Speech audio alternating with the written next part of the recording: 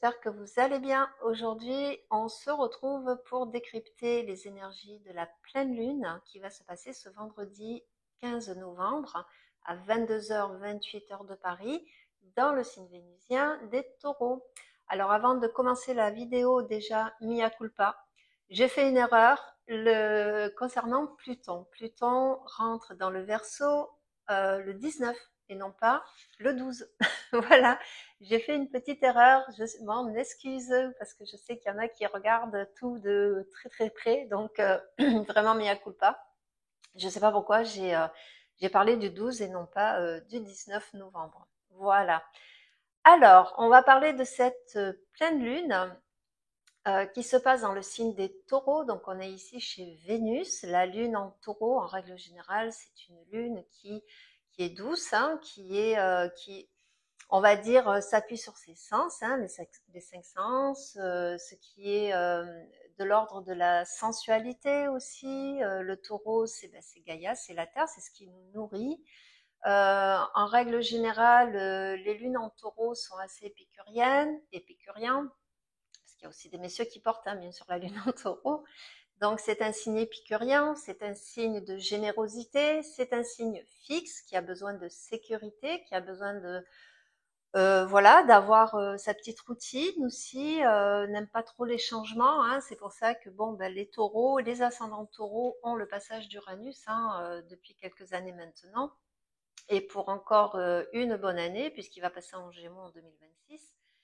Donc, cette lune est censée être apporter de la douceur, apporter aussi une volonté, ben justement, de fixer quelque chose dans sa vie, d'être un peu plus, on va dire, un peu plus posé, un peu plus, voilà, c'est Vénus en fait, hein. Sauf que, eh ben la Lune, elle est collée à Uranus. Voilà, Uranus qui traverse, je vous le rappelle, le signe du Taureau depuis 2018.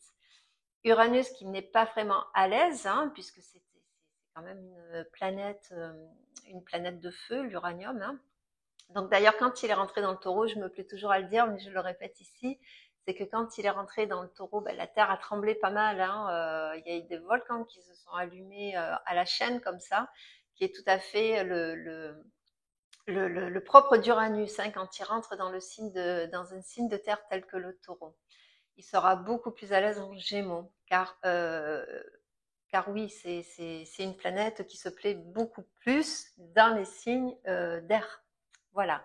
Donc cette lune, qui est à la base quelque chose de un peu plus tranquille, alors bien sûr, hein, je parle d'une façon générale, encore une fois, donc qui est plutôt tranquille, épicurienne, basée sur l'essence, la générosité, l'envie aussi, hein, d'être en sécurité. C'est une lune qui est concrète aussi, qui au niveau des émotions, qui a des émotions stables, là vient se heurter à Uranus, et pleine lune fait face, les deux, hein, font face au soleil de l'autre côté qui est dans le Scorpion, hein. Je vous rappelle qu'on est en plein milieu de la saison automnale, donc nous sommes dans le signe des Scorpions.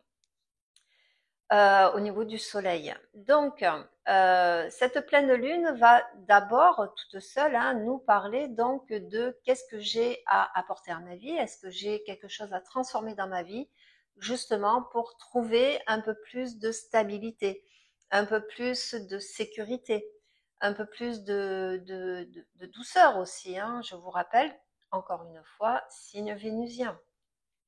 Donc, elle est plutôt bien aspectée.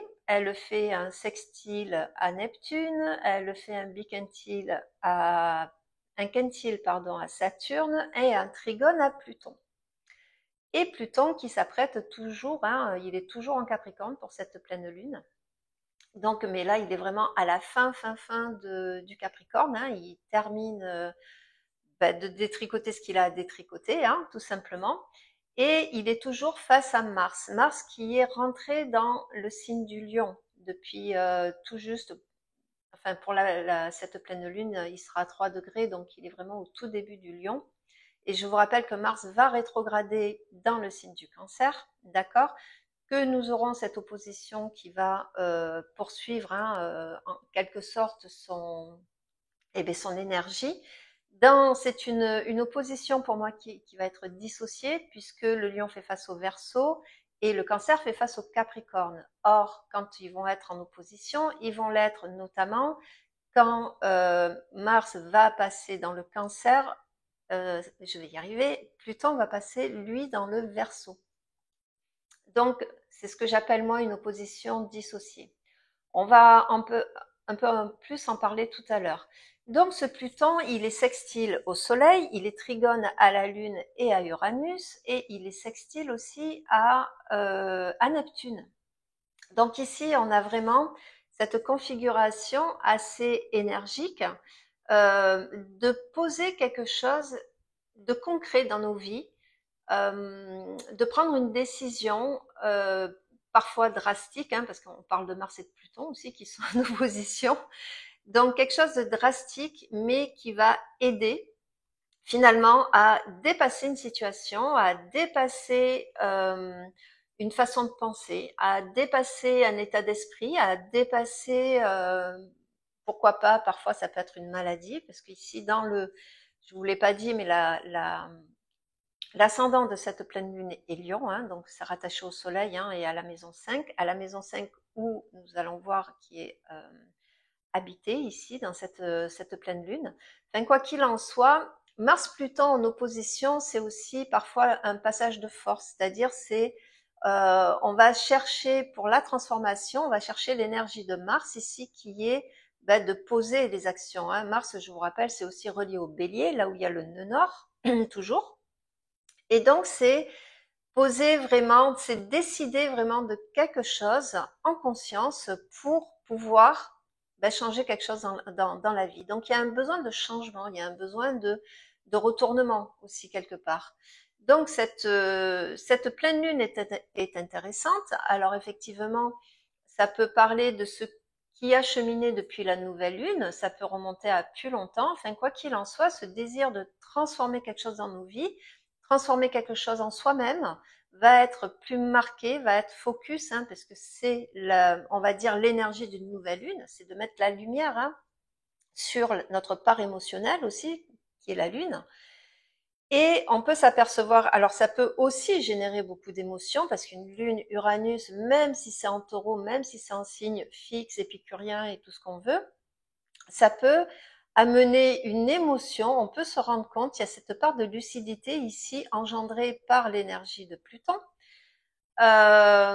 qui peut justement se focaliser sur peut-être quelque chose qu'on qu'on traîne, qu'on n'avait pas compris jusqu'ici. Hein. Uranus, n'oubliez pas que c'est une planète aussi qui va parler au-delà du mental, hein. Donc c'est le truc qui arrive comme ça.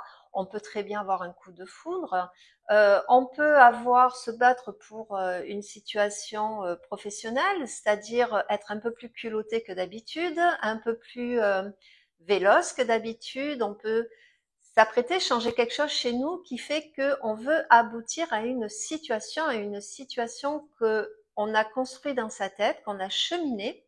Et on va voir aussi que c'est important puisque ce jour, il y a aussi Saturne qui repart en marche directe, et ça c'est à souligner parce que ça va être très important pour cette pleine lune, pardon. Et donc on a ce genre d'assentiment, pardon, une espèce de oui intérieur qui fait que on se dit cette fois j'y vais, j'ose, je fais quelque chose qui, voilà. Alors des fois c'est pas forcément quelque chose d'énorme hein, dans la vie, on peut très bien tout bêtement changer sa couleur de cheveux, passer du blond au noir, c'est un exemple, mais on peut changer quelque chose dans sa maison, on peut changer, oser aller parler à quelqu'un jusqu'ici où on n'osait pas, envoyer quelque chose qui nous tient à cœur à quelqu'un, vous voyez, il peut y avoir des messages, il peut y avoir, ça peut prendre plein de formes. Hein. Je rappelle qu'ici, moi, ce que je dis ici, c'est générique. Hein. Donc, moi, dans vos vies, voilà, ça peut prendre une forme quelconque. Tout le monde non plus n'est pas touché par cette lunaison. Hein. Ça va être plus l'axe taureau, scorpion, lion et verseau, on va dire, oui, lion et verseau, qui vont être surtout impactés. Il faut regarder, bien sûr, si vous avez des planètes, dans quelle maison tombent ces signes. Et voilà, ça vous aidera un petit peu à décrypter, hein. La carte de cette pleine lune, pardon, je vais y arriver, j'ai du mal ce matin. Le soleil est dans la maison 4, la lune dans la maison 10, donc c'est intéressant, alors que Pluton, Mars est dans l'axe 12-6. Alors, le soleil, quand il est dans la maison 4, il est chez la lune. Je vous rappelle que la maison 4, c'est le fond du ciel, c'est mes racines, c'est le d'où je viens, c'est ma petite enfance, voilà, il y a beaucoup de choses qui sont reliées à la maison 4. Si je devais le comparer avec un arbre, la maison 4, c'est là où poussent les racines, et l'arbre va s'élever vers la maison 10 et se déployer vers la maison 10, qui est l'axe qui appartient au Capricorne, à Saturne, et c'est la maison du destin en quelque sorte. C'est le d'où je viens et le où je vais. Donc on a vraiment ici, on va dire, une volonté d'avancer, une volonté de changer quelque chose, une volonté de ne plus stagner. Du moins, c'est en tout cas l'invitation, moi, que je vous donne, hein. Ne stagnez pas actuellement. Si vous êtes jusqu'ici bloqué quelque part, ben c'est une pleine lune qui va aider à débloquer peut-être une situation, mais il va falloir peut-être oser, hein, faire preuve de culot un petit peu, d'oser faire, poser des actes ou dire des choses que vous n'avez pas forcément l'habitude, vous, de dire ou de faire tous les jours. C'est l'invitation, du moins, à Pluton. Et ce trigone de Pluton à Uranus est important. Alors, j'en avais parlé dans des vidéos précédentes, hein, mais Pluton-Uranus, hein, entre le taureau, le Verseau, parce qu'on peut considérer, là, il est en Capricorne, mais il va rentrer en Verseau dans 4 jours après cette pleine lune, hein, donc ça va le concerner, ce trigone. On a d'un côté cette planète qui demande à détruire, on va dire, un acquis, quelque chose qui ne fonctionne plus, un vieux pattern, une vieille croyance. Tout dépend encore une fois où ça tombe dans votre thème. Et pour aller vers Uranus, Uranus qui est la planète qui bouscule aussi, hein, qui veut aller au-delà de ce que Saturne a construit, je vous le rappelle. Donc dans le taureau, c'est aussi mon échelle de valeur. Donc on a ici ce trigone qui appuie à se transformer, à comprendre des choses, à lâcher un petit peu aussi du lest, hein. Avec Uranus, il vaut mieux lâcher du lest, tout comme avec Pluton, hein. Ce sont deux planètes qui de toute façon ne laissent guère le choix. Donc ce trigone est très intéressant, il va encore perdurer quelques temps, donc il faut en profiter, hein, tant qu'il est là. Alors, cette pleine lune est intéressante. Voilà, si on veut débloquer quelque chose. Euh, le maître, pas ascendant, mais le maître de cette pleine lune, c'est Vénus. Hein. Et Vénus, elle est dans le Capricorne. Elle est chez Saturne. Vénus en Capricorne, elle n'est pas à l'aise. Elle est dans un signe qui est on va dire, à l'antipode de la Balance et à l'antipode du Taureau. C'est une planète qui se retrouve dans une terre froide, hein. Le Capricorne, c'est une terre qui est sec. C'est sec, hein. Si on devait la toucher, ce serait même pas tant le désert, quoi. C'est quelque chose d'un peu glacé, hein. En règle générale, elle n'est pas hyper à l'aise. Mais c'est une Vénus qui, euh, qui prend quelque part une couche de pudeur. C'est pas dans un thème natal, par exemple, il faut creuser pour aller chercher Vénus, vous voyez. Mais dans la thématique de Vénus, c'est-à-dire l'amour, l'échelle de valeur, le côté épicurien qu'elle va chercher dans le taureau, le côté critique qu'elle va chercher dans la balance, hein, pour juger ce qui est bon, pas bien, juste et injuste. Et bien dans le Capricorne, on va dire elle est cachée par des couches, certaines couches de pudeur. Par contre, c'est une Vénus qui est très fidèle, fidèle à ses amis. Elle s'engage quand elle aime quelque chose, elle s'engage à déployer ce qu'elle aime faire. Elle n'est pas très, effectivement, elle n'est pas dans les effusions, elle n'est pas dans les, mais elle sait où elle va. Elle a la tête froide ici. Le le sentiment, l'émotion, elle est canalisée par le Capricorne. Moi, j'aime beaucoup les Vénus en Capricorne. Enfin, voilà, je les aime bien. Alors, Vénus dans le Capricorne a deux aspects. Une à Neptune, qui est dans le Poisson, toujours rétrograde, et elle fait je vais y arriver, un aspect aussi à Mars, un quinconce, voilà, pardon, je cherchais le mot. Alors, il n'y a pas longtemps, j'ai lu quelque chose sur le quinconce, parce que moi, je dis toujours le quinconce, c'est un aspect de choix, hein. C'est un aspect de choix, entre guillemets. On choisit, c'est comme si les planètes discutaient entre elles en disant qu'est-ce que tu choisis plutôt l'une ou l'autre, un peu comme une opposition. Alors, un quinconce, c'est un aspect à 150 degrés qui démarre du trigone et qui va vers l'opposition, hein. Euh, et j'ai lu quelque chose d'assez intéressant concernant Mars, pas Mars, mais le quinconce. Alors c'est Irène Andrieux qui parlait de ça. Alors c'est une astrologue qui s'intéresse beaucoup au karmique, qui parfois est décriée, mais qui amène quand même des pistes intéressantes. Enfin moi je suis ouverte un petit peu à tout. Et qui disait que c'était quelque chose qu'on n'avait pas réglé et qu'on ramenait dans cette vie-là, en fait, hein, quelque part. Donc, il y a un aspect très karmique dans le quinconce. Mars et Vénus, ce sont deux planètes qui se parlent. Ce sont deux planètes, ce sont des planètes qui sont proches de la Terre, hein, planètes personnelles ici. Mars représentant le masculin et Vénus le féminin. Mars est en maison 12 pour cette nouvelle lune, cette pleine lune. Je vais y arriver, hein, chaque fois je me trompe. Et oui, je me trompe. Désolée, des fois je bégaye. Et la maison 12, elle appartient à Neptune. Et du coup, c'est Vénus qui est carrée à Neptune.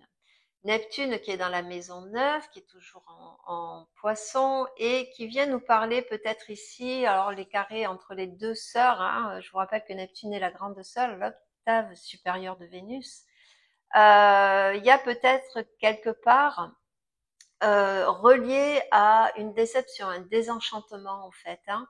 Et du coup, il y a un désir d'affirmation. Donc quelque part, c'est comme si on mettait l'émotionnel, le comment dire, tout l'aspect vénusien qui est porté par cette pleine lune et Uranus, hein, pour le coup. C'est comme si ici on fermait un clapet pour pouvoir agir. C'est-à-dire comme si inconsciemment on faisait le choix en se disant, peu importe les conséquences, là, il faut vraiment que j'y aille. Il faut vraiment que parce que mon objectif, il est plus loin. Mon objectif, là, il a besoin d'aboutir un jour, peu importe, hein, mais voilà, j'ai besoin de sortir peut-être d'une dépression. J'ai peut-être besoin de sortir d'un travail qui ne me plaît plus. J'ai besoin de sortir d'une relation qui, pour moi, aujourd'hui, ne m'apporte plus. Vous voyez, j'ai besoin de m'affirmer. On est quand même un ascendant Lion, donc on a ce besoin d'affirmation. Et à ce moment-là, on met de côté peut-être une certaine peur, on met de côté une certaine pudeur, ou du moins on se carapate quelque part dans un endroit où on est finalement aussi en sécurité, mais on agit pour vraiment faire un pas en avant ici.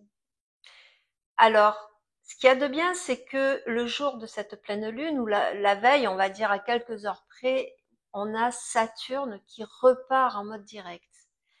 Saturne rétrograde, je vous rappelle qu'une planète rétrograde, c'est toujours une période d'assimilation. L'énergie de la planète se tourne vers l'intérieur, même si ça n'empêche pas les événements extérieurs. Mais il y a comme l'énergie n'est pas la même. Et Saturne rétrograde est toujours intéressant puisque Saturne, c'est la structure. On assimile, on se structure, on repense. Je vous rappelle que Saturne parle de choses pérennes dans la vie. C'est celui qui nous ancre dans la réalité. Et que dans le poisson, son travail, c'est justement de faire du tri entre ce qui est réalisable et ce qui n'est pas réalisable. Et dans cette pleine lune, je pense qu'on va toucher du doigt vraiment parce que là, il va repartir en mode direct, c'est-à-dire qu'il va se rapprocher. Là, il est à 12 degrés du Poisson. Il a rétrogradé, je veux pas dire de bêtises, au 19e degré. Donc, on a cette fameuse boucle dont je parle et qui va durer jusqu'à la mi-février, jusqu'au 14 février. Alors, une boucle, je vous le rappelle, c'est quand on part d'un point précis par exemple ici, du 19e degré du Capricorne. Il a reculé jusqu'au 12 degrés du Capricorne. Là, il repart, mais il va repasser sur ces degrés-là, du 12 au 19.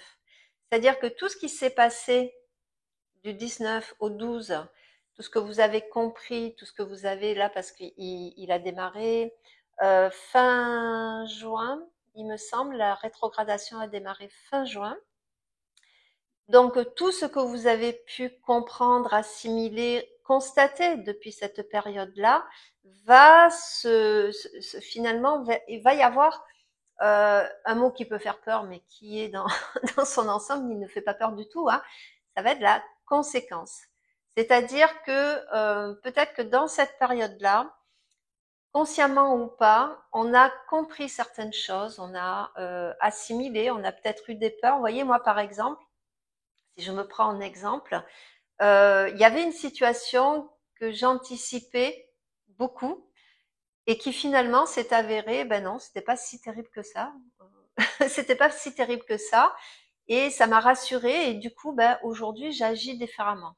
Voilà, j'en dirai pas plus, je vais pas raconter ma vie, mais voilà, ça peut être un exemple, vous voyez, d'un Saturne qui a rétrogradé. Et donc, du coup, ça m'a permis de constater que ce que je craignais au fond de moi, finalement, non, ça s'avère pas, c'est plus subtil que ça. Il y avait d'autres choses à comprendre, et notamment peut-être sur moi-même aussi, parce que moi, ça se passe dans ma maison 6, dans le travail quotidien, etc.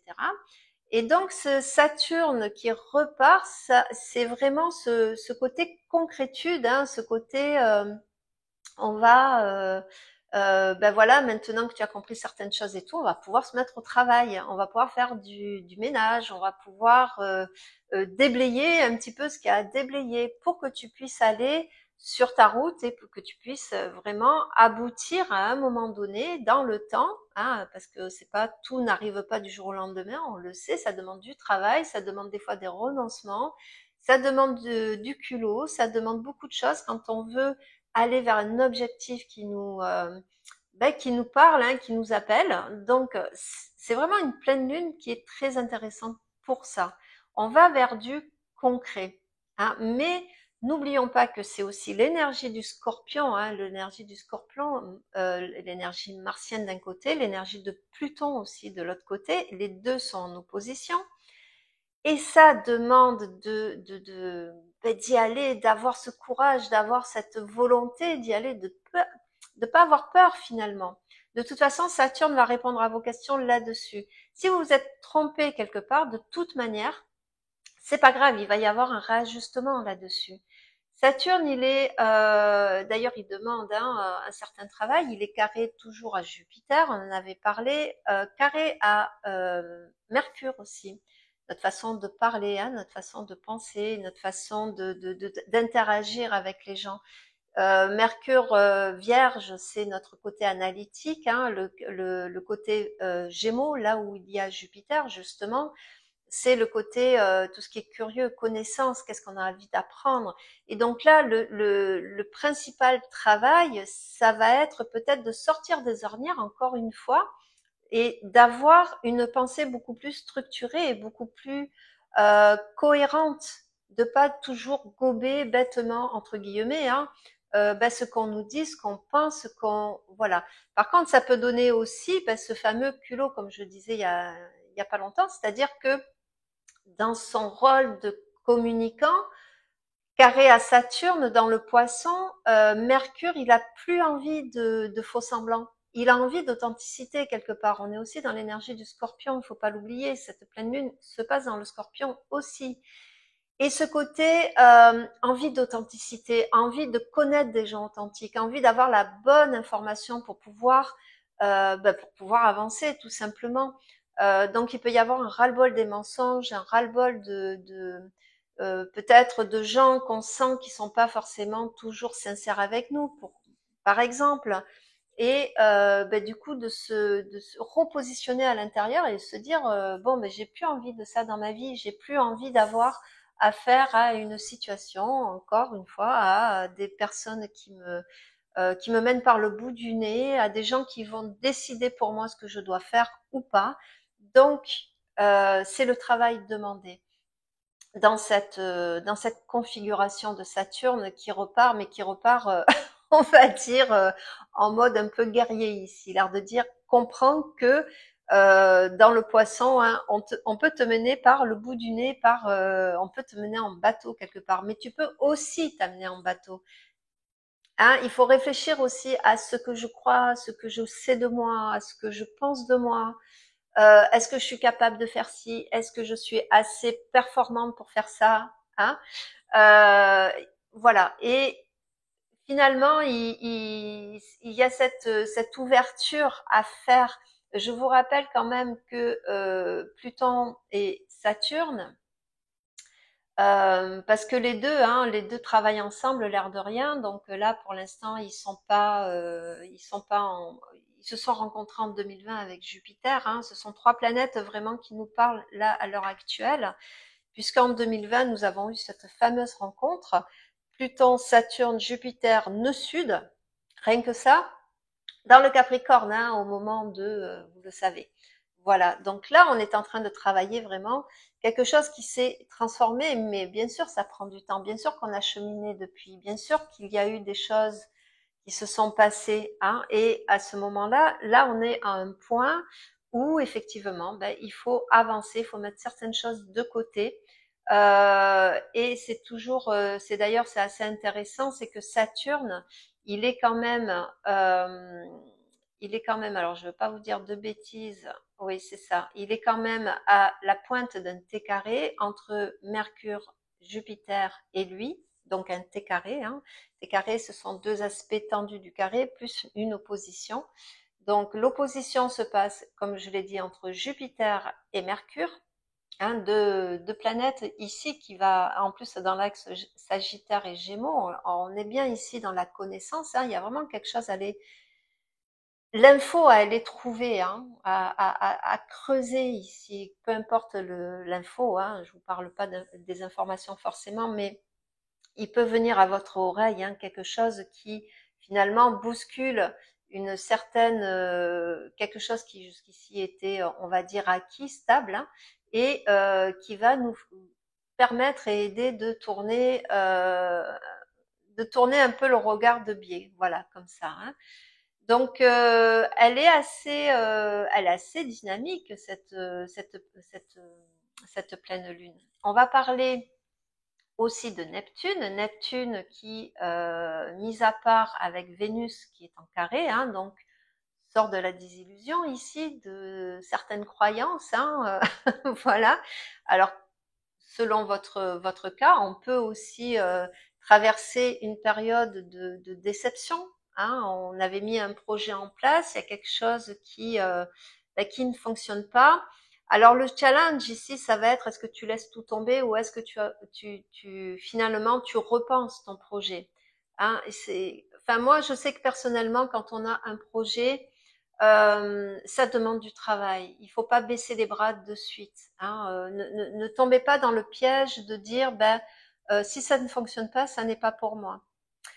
Ça, c'est quelque chose qu'on entend assez souvent, mais moi, je vous encourage. Des fois, il faut transformer quelque chose. Il faut juste regarder un petit peu ailleurs. Il faut aller creuser davantage, mais essayez. Tant que ça vous appelle, tant que vous sentez en vous quelque chose qui vous fait sentir vivant finalement, cette pleine lune va être intéressante parce qu'elle va vous montrer là où vous vous trompez.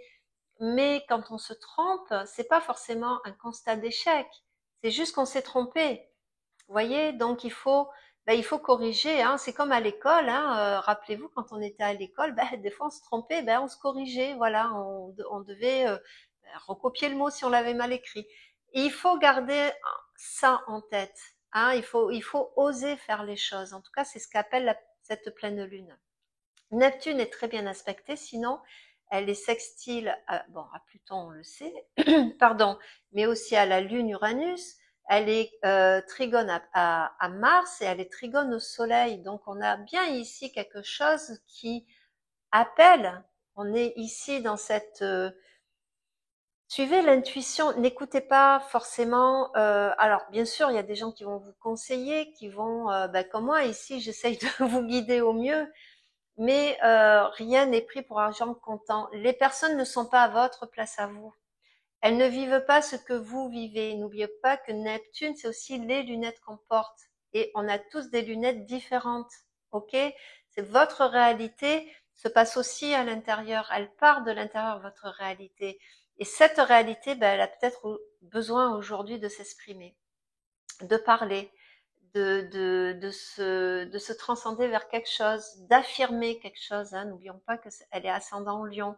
Et pour ça, il faut peut-être transformer quelque chose qui jusqu'ici, vous savez, vous avez l'adage, encore une fois, je ne sais plus qui a dit ça, mais qui a dit, en faisant les mêmes choses, il faut s'attendre au même résultat. Donc il y a bien peut-être quelque chose à transformer, à repenser, à réfléchir pour finalement se diriger vers, on va dire, la quintessence de ce que vous êtes, de ce que vous voulez faire, voilà, d'un projet qui vous tient à cœur, etc., etc. Voilà ce que je pouvais dire de cette pleine lune qui, pour moi, va être quand même quelque chose d'intéressant, hein, je vais y arriver. Euh, voilà, tant qu'on se heurte pas trop à ce qu'on peut dire, à ce qu'on peut entendre, voilà, suivez votre instinct. Voilà, c'est ce que je voulais dire en conclusion, quelque part. En tout cas, moi, j'espère que cette pleine lune va vous apporter beaucoup de belles choses. Vous pouvez retrouver mon travail encore une fois hein, sur Facebook, les étoiles de Shambhala. J'ai zappé la nouvelle lune en Scorpion et je m'en excuse pour ceux qui me suivent sur ma page Facebook. Voilà, j'ai été très prise par un souci particulier, voilà, dans ma vie de famille. Je n'ai pas eu le temps malheureusement. Et bien sûr, vous pouvez retrouver aussi sur mon site internet. Voilà. Là-dessus, je vous souhaite une excellente pleine lune et moi, je vous dis à très bientôt. Au revoir.